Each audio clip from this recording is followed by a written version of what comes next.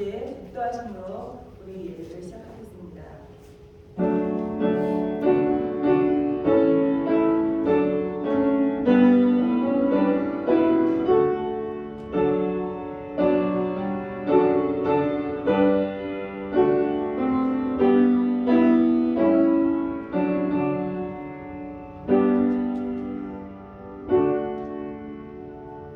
같이 기도드리시겠습니다. 살아계신 주님, 우리 여기 한 사람 한 사람을 불러 모아주시고 저희가 한 마음으로 주님 앞에 나와 예배케 하여 주심에 진심으로 감사드립니다.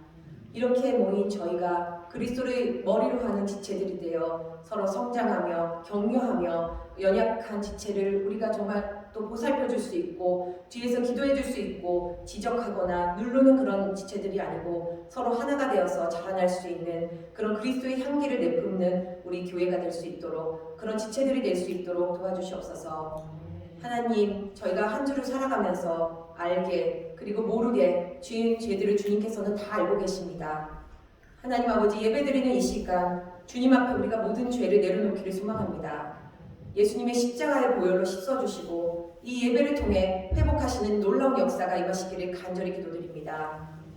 아버지, 이제 사순절에 들어섰습니다.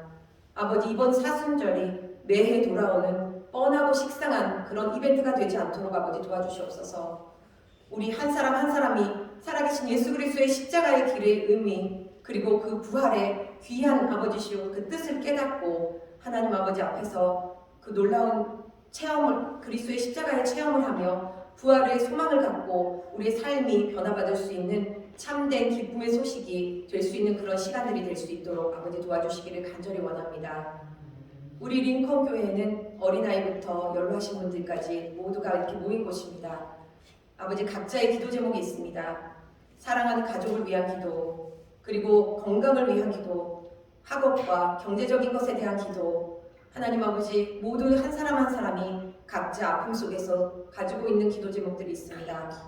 아버지께서 기도 속에서 만나주시고 아버지의 참된 크신 뜻과 아버지의 시간 속에서 응답하여 주시기를 간절히 기도드립니다. 아픔의 기도 제목이 아픔으로 끝나는 것이 아니고 이 슬픔과 아픔이 기쁨과 감사로 끝날 수 있고 응답받을 수 있도록 도와주시옵소서. 오늘 아버지 단위에 세우실 병 목사님을 위해서 기도드립니다. 아버지께서 세우신 귀한 목사님이십니다.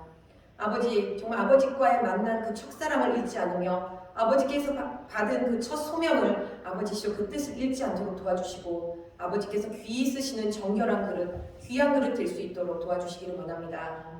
아버지, 오늘도 단위에 서실 때 하나님 아버지 인간의 생각과 인간의 노력과 아버지 그런 것들이 아니고 오직 성령님께서 부어주시는 은혜와 성령의 능력으로 말미암아 귀하신 말씀이 선포되며 그 말씀을 저희가 아멘으로 화답하고 저희 삶 속에 큰 놀라운 변화가 있을 수 있도록 아버지 축복하시는 그런 말씀의 시간, 예배 시간이 될 수 있도록 도와주시옵소서.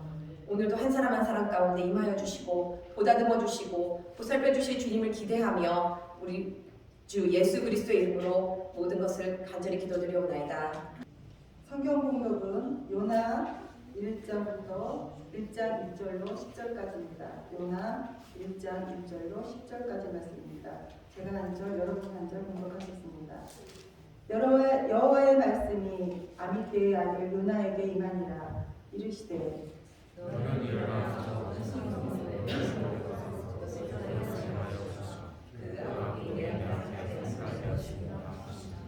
그러나 요나가 여호와의 얼굴을 피하려고 일어나 다시스로 도망하려 하여 욥바로 내려갔더니 마침 다시스로 가는 길을 만난지라. 여호와의 얼굴을 피하여 그들과 함께 다시스로 가려고 뱃삭을 주고 배에 올랐더라.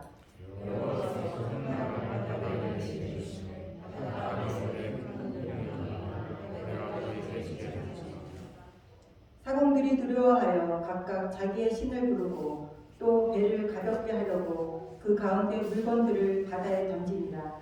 그러나 요단은 배 밑층에 내려가서 누워 깊이 잠이 든지라.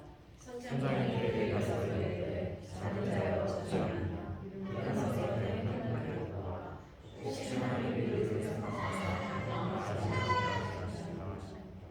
그들이 서로 이르되 자 우리가 제비를 뽑아 이 재앙이 누구로 말미암아 우리에게 임하였나 알아보자 하고 곧 제비를 뽑으니 제비가 요나에게 뽑힌지라. 우리가 그의 예를 내 성함에 이진 사람이 때문에 그에게 명령하라. 내 세상에 오시고 내가 없었으며 내 나라가 어디며 어느 곳에서 살았느냐.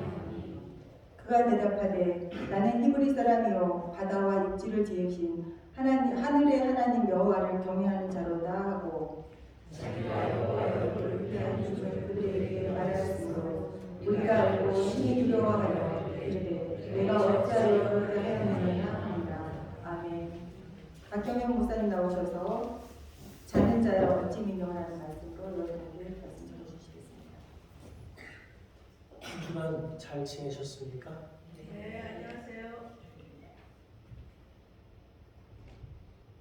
요즘도 이제 주일 예배에 관한 얘기들이 자주 나오죠. 예배가 주일에 드려지는 것이 맞느냐, 토요일에 드려지는 게 맞느냐. 초대교회는 처음에 초대교회가 막 시작될 때는 안식일, 그러니까 지금으로 말하면 토요일에 모여서 예배를 드렸습니다. 그런데 차츰 시간이 지나기 시작하면서 사람들이 예수께서 부활하신 주일에 모여 예배를 드리기 시작했습니다. 문제는 당시 주일은 쉬는 날이 아니라 한 주간의 일을 시작하는 날이었어요. 그래서 초대교회가 주일에 모여 예배를 드릴 때는 아침 일찍과 저녁에 일이 끝나고 나서였습니다. 그래서 고린도서에 보면 모여서 성찬을 뗄 때 늦게 온 사람들이 먹을 것을 남겨두지 않아서 문제가 된 구절이 나와요. 그러니까 부자들은 자기 시간을 자기가 관리하니까 일찍 교회 모이는 장소로 오고, 가난한 자들 또는 남의 밑에서 노예로 있는 사람들, 종으로 있는 사람들은 그 일을 다 마치고 와야 되기 때문에 늦게 왔어요. 그래서 교회 안에서 부자들이 자기들끼리 떡을 먹고 떼는 것이 문제가 됐던 겁니다. 근데 굳이 그렇게까지 하면서 왜 주일에 예배를 드렸냐? 부활과 관련이 있기 때문에요. 예수 그리스도의 부활과. 그들은 이 매주 주일을 작은 부활절을 지켰지만 우리가 곧 지키게 될 부활절도 큰 부활주일이라고 매년 아주 크게 큰 행사처럼 그 날을 기념하면서 지냈습니다. 그래서 제임스 화이트라고 하는 사람은 이것을 이렇게 설명합니다. 매주 일요일은 작은 부활절이며 부활절은 1년 중 가장 큰 일요일이라 할 수 있다. 그러니까 단순히 일요일에 예배를 드리느냐 안식일에 예배를 드리느냐의 문제가 아니고 무엇을 우리가 기억하고 기념하느냐의 문제인 거예요. 우리가 주일날 예배를 드리는 건 주의 부활하심을 기념하는 겁니다. 기념한다는 건 기억하고 살아낸다는 걸 말해요. 그러면 주일날 교회에 나올 수 없는 사람들은 어떡하냐? 그러면 그 삶의 상황에 맞게 예배를 드려야죠. 그러니까 주일날 예배를 드리지 않는다고 지옥 가는 건 아니에요. 그러나 기독교가 왜 주일날 예배를 드리는지는 알고 있어야 된다는 거예요. 자꾸 이상한 사람들이 와가지고 주일날 예배 드리는 건 이단이라고 이방 종교에서 온 거라고 그런 소리를 하면 헷갈락하고 넘어가시는 분들이 있어요. 어쨌든요. 그래서 우리가 주님의 부활을 기념하는 이 주일을 한 주간의 중심이라고 한다면 1년의 중심은 파스카라고 합니다. 이 부활절 기간입니다. 그러니까 교회력이라고 하는 게 있는데 이 교회력은 부활절을 중심으로 짜여져 있어요. 그리고 이 부활절 앞에 40일을 우리가 사순절이라고 해서 지키는데 이 사순절이 7주간입니다. 7주간이니까 49일이죠. 근데 우리가 사순절이라고 그래요. 왜 그러냐면 우리가 지난 수요일을 제1 수요일, 그래서 사순절이 수요일부터 시작됩니다. 그래서 월요일, 화요일 이틀이 빠졌고 매일 주일 중에 주일은 사순절의 기간에 포함되지 않아요. 그래서 7일이 빠지고 그래서 49일 중에 9일이 빠지니까 40일, 그래서 사순절이 되는 겁니다. 그래서 사순절 기간에는요 금식을 하는 분들도 주일에는 금식을 하는 게 아니에요. 주일은 주의 부활을 기뻐하고 즐거워하는 날이기 때문에 그래서 사순절 기간에도 굳이 그 고난에 관한 묵상이라든가 설교를 잘 하지는 않습니다. 그 의미를 강조하고 싶은 분들은 사순절 되면 강하게 그 예수 그리스도의 고난에 대해서 설교를 하시는 분들이 계시는데 사순절 기간조차도 우리는 주일에는 주의 부활하심을 묵상하는 거예요. 우리 주님은 하나님이셨습니다. 근데 하나님이셨음에도 불구하고 그분은 우리의 구원을 이루기 위해서 인간이 되셨고 우리와 함께 사셨고 고난을 당하셨고 그리고 죽으셨습니다. 그런데 오늘 본문에서 우리가 만나는 요나는 선지자임에도 불구하고 예수님과는 전혀 다른 길을 걷습니다. 오늘 우리 요나를 통해서 우리 안에 어떤 종류의 불신앙이 있는지를 한번 살펴보려고 합니다. 1장 1절에 여호와의 말씀이 아미떼의 아들 요나에게 임하니라 이르시되 요나는요 북이스라엘 이 북이스라엘 그러면 알아들으시죠? 솔로몬까지는 통일왕국이었어요. 이스라엘이 하나였어요. 솔로몬의 아들 때 나라가 남과 북으로 나눠집니다. 반란이 일어나서. 그래서 북이스라엘은 그 남유다 2지파를 제외한 10개 지파를 북이스라엘이라고 해요. 요나는 이 10개 지파가 뭉쳐서 만들었던 그 북이스라엘에서 활동을 했던 선지자인데 이 요나가 활동을 할 때 함께 활동했던 선지자들이 호세야, 이사야 이런 사람들입니다. 그리고 요나는 성경에서 최초로 이방인에게 하나님의 말씀을 공식적으로 전한 선지자입니다. 이 요나에게 하나님이 명령하시는데 뭐라고 명령을 하시냐면 너는 일어나 저 큰 성읍 니느웨로 가서 그것을 향하여 외치라. 그 악독이 내 앞에 상달되었느니라. 본문 2절에 일어나다 이게 쿰입니다. 어디서 들어보셨죠? 쿰. 마가복음 5장에 예수님께서 죽은 여자아이를 살리실 때 달리다 쿰 그러시잖아요. 이때 사용된 쿰이라고 하는 단어입니다. 이게 쿰인데 아주 강력한 명령을 해요. 그러니까 하나님께서 니느웨를 구원하시기 위해서 요나에게 아주 강력하게 네가 지금 앉아있는 그 자리에서 일어나서 니느웨로 가서 말을 전해라. 그러니까 하나님의 열정을 표현하고 있는 거예요. 아주 단호하게 요나에게 단 한마디의 질문도 허락하지 않습니다. 그냥 일어나서 가라 라고 명령하고 계세요. 하나님의 말씀을 전하는 사람으로서 하나님의 말씀이 분명하게 온다는 건 굉장히 행복한 일입니다.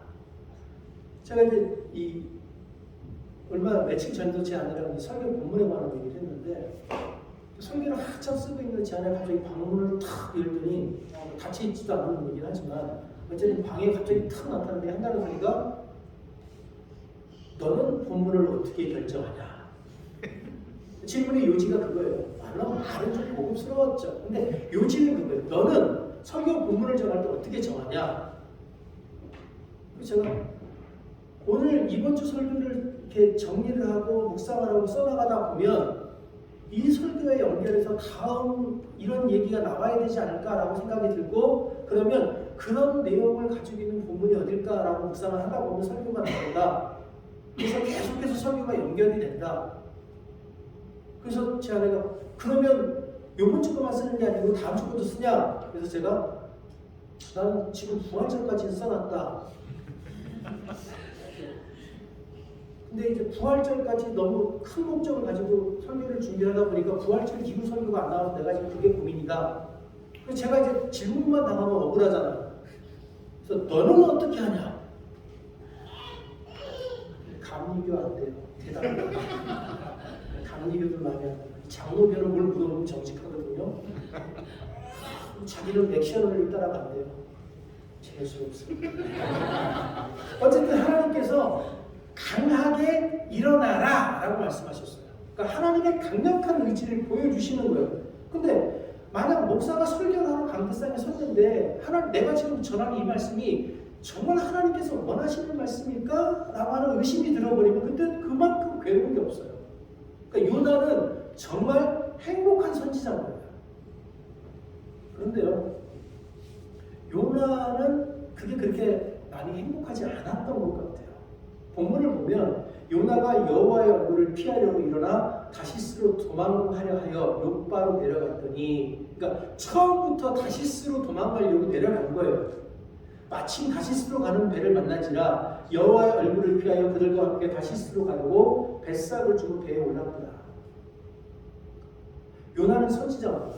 선지자는 하나님께 선택받은 사람이고 하나님의 말씀을 전달하는 사람입니다. 그런데 하나님께서 니느웨로 가서 내 말을 전하라 그랬더니 그 말씀을 듣고 니느웨로 가자. 그걸 가야 선지자인 거예요. 하나님께서 이 말을 전해라 그러면 그 말을 전해야 선지자인 겁니다. 요나가 대단한 사람이어서 아주 뛰어난 사람이어서 선지자가 된 게 아닙니다. 요나는 그저 아미떼의 아들이에요. 요나는 그저 누군가의 아들일 뿐이에요. 그런데 하나님께서 요나를 부르셨기 때문에 요나가 선지자가 된 겁니다. 그리고 그 선지자인 요나에게 하나님께서 니느웨로 가서 말씀을 전하라고 하세요. 그런데 오늘 본문에 나타난 이 요나의 행동은요, 선지자로서의 행동이 아니라 심판자로서의 행동입니다. 요나가 선지자로 살면서 자기를 통해 역사하시는 하나님의 능력이 자기 능력이라고 착각을 했던 겁니다. 내 안에서 일어나는 그 역사가, 내 안에서 일어나는 그 불붙는 듯한 열정이 내 것이라고 생각을 했던 거예요. 그리고 그것이 내 것이라고 착각하고 나서 요나는 스스로 하나님이 되어 하나님과 경쟁하기 시작합니다. 요나는 입으로는 내가 하나님을 섬긴다라고 말하지만 요나의 마음속에서는 이미 하나님과 경쟁하는 마음, 다른 말로 창세기에 있는 말로 스스로 선악을 판단하는 마음이 있었던 거예요. 그러니까 하나님이 니느웨를 구원하라 그래도 자기가 판단하기에 니느웨는 구원받으면 안 된다. 하나님보다 위에가 있는 마음이 요나에게 있었던 겁니다. 오늘 우리는 어떻습니까? 우리는 정말로 온전히 하나님의 말씀에 순종하고 있습니까? 아니면 우리도 요나처럼 스스로 신이 되어서 스스로 판단하고 또 내 마음에 드는 것에는 순종하지만 내 마음에 맞지 않는 것에 대해서는 불순종하고 있지는 않습니까? 2절에 하나님께서 요나에게 일어나라 그랬더니 요나가 실제로 일어났습니다. 그런데 요나의 이 일어나는 순종을 위함이 아니었습니다. 요나는 실제로 일어나서 하나님의 말씀대로 일어났지만 하나님의 말씀을 순종하기 위한 목적으로 일어난 것이 아니었습니다. 요나와 하나님은 서로 다른 목적을 가지고 있었습니다. 하나님의 계획, 하나님의 명령이 마음에 들지 않았던 요나는 처음부터 불순종을 계획했고 그래서 그렇게 행동했습니다. 요나는 하나님의 말씀을 전하는 사람임에도 불구하고 타인의 멸망을 바랬습니다. 요나는 하나님의 마음 따위는 전혀 상관없는 그런 선지자였습니다. 3절을 보면 요나가 얼굴을 피하려고 여호와의 얼굴을 피하려고 일어나 다시스로 도망하여 욥바로 내려갔더니 여호와의 얼굴을 피하여 또 3절 후반절에 여호와의 얼굴을 피하여 그들과 함께 다시스로 가려고 어떤 단어가 나오게 되냐면 여호와의 얼굴을 피하다 계속해서 하나님의 얼굴을 피하려고 하는 요나의 행동이 반복돼서 표현되어 있습니다. 그리고 어디로 가려고 그래요? 다시스로 가려고 해요. 이게 되게 중요합니다. 요나는 다시스로 가면 하나님의 힘이 자기에게 미치지 않을 것이라고 믿었던 겁니다. 그러니까 요나가 믿는 하나님은 어떤 하나님이냐면 이스라엘에 국한된 하나님, 신학 용어로 정령신학에 근거한 하나님을 믿었던 거예요. 이 정령신학, 그러니까 뭐 대단한 것 같은데 별거 아닙니다. 세상이 각 지역마다 그 지역을 다스리는 신들이 따로 있다는 거예요. 그래서 하나님도 이스라엘 땅을 벗어나면 다른 땅에 가서는 힘을 발휘하지 못한다는 거예요. 그리고 이 악한 지역이, 그러니까 하나님이 다스리지 않는 지역은 악한 신들이 다스리는 지역이죠. 이 악한 지역을 복음화하기 위해서 뭐가 필요해요? 강력한 중보기도가 필요해요. 이런 말씀에서 많이 들어보셨죠? 제가 예수전도단 출신이거든요. 예수전도단 뭐 이런 선교단들이 이런 얘기를 많이 해요. 강력한 중보기도. 이 강력한 중보기도가 한 걸음 더 나간 게 뭐예요? 땅 밟기. 절에 가서 이렇게 그 소금 아닌가? 하여튼 뭐 이렇게 하는 거 있잖아요. 막 돌고 기도하고 찬양하고 정신 나가는 겁니다. 성경 어디에도 그런 얘기가 없어요. 그런데 이게 신사도운동 피터 와그너 미국에 있는 그리고 인터컵의 최바울 한국에서 기독교 안에서 문제를 일으키는 대부분의 사람은 어떤 용어를 쓰냐면 선교사라는 용어를 써요. 그러니까 누가 여러분 한국에서 복음을 전한다 그러는데 내가 선교사라고 하면 한 번쯤은 의심을 해보셔야 돼요. 아니 선교사가 왜 한국에 있어요? 목사가 있어야지. 기본적으로 달라요. 근데 이분들이 자기 신분이 불확실한 거예요. 그러니까 선교사라는 용어를 쓰는 거예요. 근데 이런 양반들이 이 선교단체를 통해서 이런 운동들을 계속하는데 이 단체에 포함되어 있는 사람들이 가지는 열정은 우리가 흉내도 못 냅니다. 이 잘못된 선교단체에 들어가 있는 사람들이 가지고 있는 신앙의 열정은 그들이 신앙의 열정을 100을 보인다 그러면 우리는 하나도 안 보이는 거예요. 그런데 중요한 건 이 잘못된 믿음에 기초한 열정은요, 사람을 살리는 것이 아니라 사람을 죽입니다. 그러니까 예수를 바로 믿지 않으면 사람을 죽이는 일을 하게 돼요. 근데 이게 오늘 본문의 주제는 아니니까 혹시 나중에 기회가 되면 이 부분을 얘기를 하고요. 요나로 다시 돌아가겠습니다. 그러니까 하나님의 뜻을 거역하고 욥바로 도망간 요나가 바로 그것에서 다시스로 가는 배를 찾았습니다. 그런데 요나는 다시스로 가는 배를 우연히 만난 게 아니에요. 처음부터 니느웨와 정반대에 있는 도시로 가기 위해서 다시스로 가려고 목적을 삼고 다시스로 가는 배를 적극적으로 찾았답니다. 그리고 싹을 지불하고 배에 올랐습니다. 배 밑에 내려서 잠을 청하죠. 여기까지 보면 요나가 하는 행동을 마치 하나님께서 도우시는 것처럼 요나의 일이 잘 풀리고 있습니다. 지도를 한번 보면 욥바에서 니느웨까지는 800km입니다. 육로로 800km입니다. 근데 욥바에서 다시스까지는 100길로 3,500km 정도입니다. 그러니까 학자들 중에는 100길로 욥바에서 니느웨까지 가려면 집 한 채 값을 지불해야 된다고 말하는 분들도 계셔요. 물론 이게 집이 종류가 다양하니까 어느 정도의 집을 말하는지 모르죠. 근데 상당히 많은 돈을 지불했다는 거예요. 그러니까 요나는 하나님의 명령을 거절하기 위해서 기꺼이 손해를 감수했던 거예요. 그러니까 신앙인이 삐뚤어지면 이렇게 됩니다. 하나님의 뜻을 어그러뜨리기 위해서 내가 손해보는 것 따위는 전혀 개의치 않아요. 교회가 망가지는 것 따위는 전혀 개의치 않습니다. 우리는 어떻습니까? 우리 안에는 혹시 요나가 없습니까? 혹시 내 마음에 들지 않는다 해서 내가 미워하는 이웃이 있지 않습니까? 하나님이 우리에게 그들에게 다가가라고 말씀하시는데 아직도 우리는 마음의 문을 굳게 닫아걸고 있지는 않습니까? 또 우리 안에 누군가 증오하는 사람이 있지는 않습니까? 우리가 가고 싶지 않은 니느웨, 그것이 우리 삶에 있지 않습니까? 혹시 하나님이 우리에게 말씀을 주셨는데 우리가 스스로 그 말씀에 우리의 감정을 섞고 우리 주장을 섞어서 하나님의 말씀을 어지럽히고 있지는 않습니까? 머리 부딪혔어. 하나님이 우리에게 서로 사랑하라고 하셨는데 그 말씀에, 사랑하라는 그 말씀에 우리의 감정과 우리의 주장을 섞어서 우리 속에서 아픔과 증오가 일어나고 있지는 않습니까? 하나님이 우리더러 이 세상을 사랑하라고 하셨는데 우리가 그 세상을 어지럽히고 있지는 않느냐는 겁니다. 요나는요, 하나님이 사랑하라고 하는 그 세상을 어지럽히기로 결정했습니다. 요나는 선지자가 아니라 심판자가 되기로 결정한 겁니다. 요나는 자기 반대편에 서 있는 그 하나님께 자기가 지금 얼마나 화가 나 있는지를 보여주기로 결정한 겁니다. 그리고 그런 그의 계획은 성공하는 듯 보였습니다. 그가 원하는 대로 그는 욥바에서 순조롭게 다시스로 가는 배를 발견했고 그 배를 탔습니다. 한동안 날씨는 쾌청했고 순풍이 불었습니다. 그런데 얼마 가지 않아서 풍랑이 일어납니다. 이 풍랑이 너무 커서 배가 바다에 가라앉을 판입니다.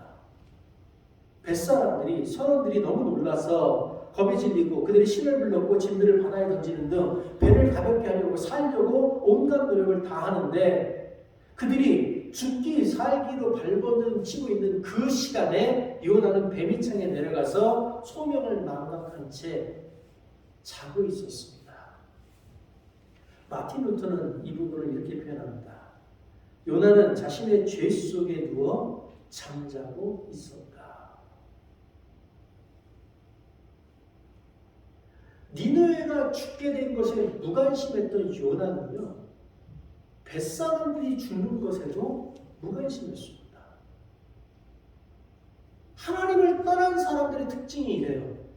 하나님을 떠난 사람들 눈에는 다른 사람들이 안 보입니다. 하나님을 떠난 사람들에게 중요한 건 오직 자기예요. 어디에 있든지 내가 중심이 돼야 돼요. 모든 사람이 나를 중심으로 움직여야 됩니다. 이 세상이 내 마음대로 움직여지지 않으면 화를 내고 분노합니다. 그리고 자기가 아무리 애를 써도 이 세상이 내 마음대로 움직여질 것 같지 않으면 마치 처음부터 나는 이런 거에 관심 없었어 라는 듯이 포기하고 돌아섭니다. 그리고는 자기가 새롭게 주장을 펼칠 수 있는 것을 찾아 떠납니다. 요나가 말했습니다. 요나는요, 하나님의 뜻과 자기의 뜻이 일치하는 동안은 선지자로 살았습니다. 그런데 하나님의 뜻이 자기의 뜻을 벗어나자 하나님을 떠나 새로운 것을 찾아갑니다. 요나가 지금까지 하나님의 이름을 걸고 선지자로 활동을 했을지라도 그는 참 선지자가 아니었던 겁니다. 믿음이 뭡니까? 우리가 지난 몇 주간 믿음에 대해서, 구원에 대해서, 교회에 대해서 살펴봤는데 믿음이란 결국 삶의 방편이다. 삶의 방편이라고 부르나? 삶의 방식이다. 믿음이란 결국 삶을 살아가는 방식이라는 거예요. 다른 말로 하면 내가 현재 직면한 이 현실이라는 십자가 앞에 몸을 바짝 낮추고 그것을 이겨내고 견뎌내기 위해서 노력하는 것, 그것이 믿음이라는 거예요. 그런데 요나는 내 앞에 있는 현실, 그 니느웨로 가기 원치 않았어요. 그래서 다시스로 도망가기를 선택합니다. 눈앞에 보이는 현실 니느웨 대신에 허상이라고 하는 다시스를 좀 찾기로 결정한 겁니다. 그가 믿는 신이 이스라엘에 한정된 아주 작은 신이기 때문에 다시스까지 가기만 하면 하나님이 자기에게 어떤 일도 못할 거라고 생각을 한 거예요. 그런데 그런 요나의 꿈이 이방인인 선장에 의해서 무천 원이 깨어집니다. 그 C.S. 루이스가 쓴 책 예기치 못한 기쁨이라고 하는 책이 있습니다. 그 책에 이런 글이 나옵니다. 자기가 C.S. 루이스가 무신론자였을 때, 범신론자였을 때, 기독교의 하나님을 믿지 않고 있을 때 자기가 기독교로 귀의하도록 결정적인 순간에 예기치 못했던 친구에게 받았던 도움에 관한 얘기를 해주는 거예요. 근데 정말 아이러니하게도 루이스가 기독교로 돌아오게끔 큰 영향력을 미쳤던 친구는 무신론자 중에서도 가장 과격한 무신론자입니다. 그러니까 무신론자 중에서도 가장 과격했던 그 친구가 1926년 초 무신론자 중에서 가장 과격한 무신론자였던 친구가 내 방 벽난로 맞은편에 앉아 복음서가 정말 놀라운 정도로 역사적인 신빙성을 갖추고 있다고 말하는 것이다. 범상치 않아. 그가 말했다. 죽은 신에 대한 프레이저의 자료 말이야. 범상치 않아. 정말로 일어났었던 일 같다는 생각이 들어. 이 말이 얼마나 충격적으로 들렸는지 알려면 그 친구가 어떤 사람인지 알 필요가 있다. 이 말 이후에 그는 다시는 기독교에 관심을 보이지 않았다. 냉소주의자 중에 냉소주의자예요. 강심장 중에 강심장인 그 친구조차 안전하지 않다면 나는 여전히 이런 식의 표현을 쓰려들었다. 도대체 나는 어디에 기대야 한다는 것인가? 탈출구는 없단 말인가? 십자가에 죽고 다시 살아난 예수님에 관한 이야기가 사실일 수 있겠다. 친구는 별 생각 없이 이 말을 중얼거렸지만 이 단 한마디가 그동안 굳세게 지켜지던 루이스의 무신론적 관점을 깼다는 거예요. 그러니까 루이스는 무신론자의 말 한마디를 통해서 기독교인이 된 겁니다. 물론 그 과정 중에 여러 가지 일이 있었겠죠. 루이스에게 하나님이 무신론자를 통해 말씀하셨듯이 오늘 요나에게 하나님이 이방인 선장을 통해서 말씀을 하십니다. 이렇게 아주 우연처럼 하나님의 말씀이 우리에게 찾아오는 거예요. 이방인 선장은 배 밑창에 잠들어 있는 요나를 깨웁니다. 그리고 야단칩니다. 자는 자여 어찌함이냐. 일어나서 내 하나님께 구하라. 혹시 하나님이 우리를 생각하사 망하지 아니하게 하시리라. 자는 자여 어찌미냐. 내 하나님께 구하라. 요나는 모른 척하고 도망치면 모든 것이 끝난다고 생각을 했어요. 그런데 니느웨를 포기하지 않았던 하나님은 요나도 포기하지 않습니다. 니느웨가 하나님의 구원 계획에 포함되어 있었던 것처럼 요나도 하나님의 구원 계획에 포함되어 있었던 겁니다. 하나님은 요나에게 말씀하십니다. 요나는 아무것도 하지 않았고 계속 풍랑은 계속해서 배를 거칠게 흔들어댔습니다. 더 이상 할 수 있는 게 없어진 선원들은 제비를 뽑아서 도대체 이게 누구 때문인지 밝혀내고자 했습니다. 그리고 제비를 뽑았고 요나가 뽑혔습니다. 요나가 뽑히자 사람들이 질문합니다. 생업이 무엇이고 어디서 왔고 고국이 어디고 어느 민족에 속하였느냐. 이 질문은 결국 이겁니다. 넌 누구냐는 거야. 넌 누군데 도대체 너 때문에 이 문제가 생겼냐. 여러분은 누구십니까? 하나님이 여러분에게 너는 누구냐라고 물으시면 뭐라고 대답하시겠습니까? 요나는 이렇게 말합니다. 나는 히브리 사람이요 여호와를 경외하는 자다. 근데 여기서 요나가 쓴 경외한다, 이 야레라고 하는 히브리어가 요나서 1장에서 어미만 바꿔가지고 3차례 반복되고 있습니다. 같은 단어가 계속 경외하다는, 이게 무서워한다, 두려워한다는 뜻이거든요. 근데 다른 말로 하면 이런 겁니다. 여호와를 섬긴다. 지금 요나는 이게 되게 웃겨요. 풍랑이 일어나서 모두가 다 죽게 됐을 때 그 풍랑에 놀라고 두려워했던 사람들은 선원이었어요. 요나는 자고 있었습니다. 그 풍랑 때문에 살려달라고 신들에게 기도하던 사람들은 요나가 아니고 선원들이었어요. 살기 위해서 자기들의 재산을 포기했던 사람들도 요나가 아니고 선원들이었습니다. 모두가 살겠다고 발버둥치고 있을 때 요나는 배 밑창에서 자고 있었어요.